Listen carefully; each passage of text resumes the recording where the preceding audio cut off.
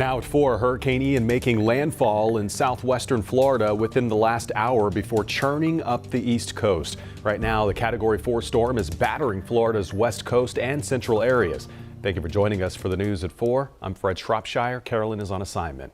The damage along the west coast already widespread. You are taking a look at Naples, Florida, near Fort Myers. Cars already submerged in water. You can see the conditions are extremely dangerous. This video showing a time lapse of the storm surge in Sanibel Island. Over just the course of an hour, the streets have become submerged in water, making them impassable. And you can also see debris floating in that water. And here you can see the force of those strong winds in Boca Grande. Trees were knocked down and spread out all over the roads in the area. Officials in Florida believe Ian also spawned a tornado that hit an apartment complex in Delray Beach overnight. The Palm Beach County Fire Rescue says 2 people were rushed to the hospital. You can see part of the building's roof ripped off. Several cars were also damaged. Ian already impacting schools here in the Carolinas. The Lancaster County School District is making Friday a remote learning day for all campuses. All after school programs are canceled. Friday night football games will be played on Thursday. And just before coming on the air, we also learned Chesterfield County will also be remote on Friday. With that, let's check in with our chief meteorologist, Brad Panovich. Brad, you were tracking the storm's path. How will this affect the Carolinas? It's going to be a soggy weekend with some breezy conditions really starting tomorrow all the way through the end of the weekend. Here's the latest 4 o'clock numbers. Winds have actually decreased a little bit, 145 miles per hour, but still a Category 4.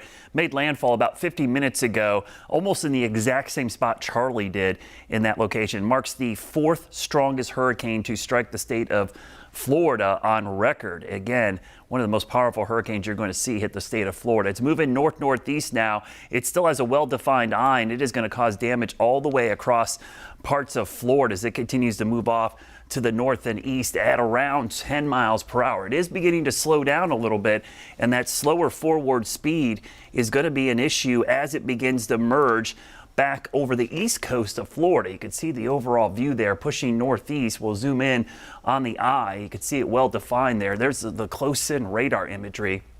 Still have a very powerful band offshore, so damaging winds. There's an extreme wind warning still in effect for this area, and there's the visible image. You see the eye now almost completely onshore near Fort Myers, pushing northeast. This morning we had a really chilly start to the day with 40s, but the clouds thickening up tonight means temperatures tonight will once again be in the upper 40s to low 50s, but we're going to be watching the wind as it spreads north and east heading towards us going into the weekend. Coming up, we're going to talk about the timing of the rain, the wind, and how long this could linger over the Carolinas coming up in your weekend forecast. Okay, Brad, thank you. And within the last hour, Mecklenburg County leaders gave us an update on how they are preparing for Ian's impact on our area. WCNC Charlotte's Briana Harper listened in on that news conference. She joins us now with the latest. Bree? Yeah, Fred, if you take a look behind me, this is the field that Charlotte Motor Speedway is actually making available for folks in their campers, making that drive here to the Carolinas in hopes of escaping Hurricane Ian. And we spoke to the office here at the Speedway, and they say so far no one has arrived just yet. They have gotten a couple calls, and here in the Carolinas, efforts are already being made to prepare for that. Emergency management says they have potential shelters on standby. They're working with the Red Cross, but more than anything, they want folks to start preparing now instead of waiting till later, getting those emergency kits ready with batteries, having your phone charged, the right supplies, just in case we do get power outages at all. And also, more than anything, they want to encourage folks to stay out of this rain, stay out of this mess if you can. Just like to reiterate what Chief Graham said about staying home. If you don't have to get out in severe weather, please don't. The fewer drivers that there are on the road are the fewer incidents that we have to respond to. And we don't want to have to come rescue you from a flooded roadway if we don't have to. And of course, emergency management is also encouraging folks that we can stay updated all the changes with this hurricane and how the Carolinas. And also, if you see any flooding in your area, you can call 311 to report that to officials as well.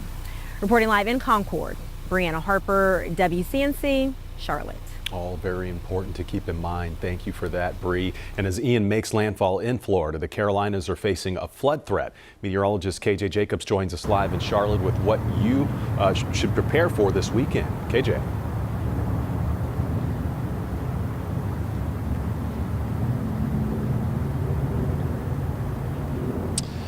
And when it comes to flooding in Charlotte, we're all familiar with places like this over at the creek here. This is Little River Creek in Charlotte.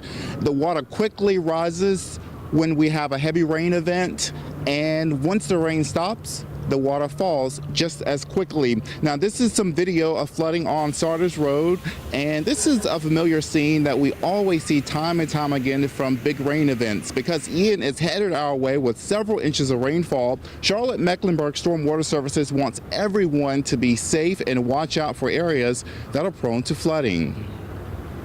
Half of the people that die from flooding die in their cars because they either went around barriers or they just went through that puddle of water that they thought was a foot deep, and it wasn't. You know, you may see some standing water. I could drive through that. There may be a sinkhole under there. There may be some logs under there, some debris under there. There also may be some power lines that are down. So we recommend do not drive through the standing water even though you think you can make it. Now, coming up at 5, you'll hear how you can do things to keep your property safe from rising water, as well as we anticipate Ian moving in this weekend. Reporting live in Charlotte, a meteorologist, KJ Jacobs, WCNC Charlotte. KJ, thank you.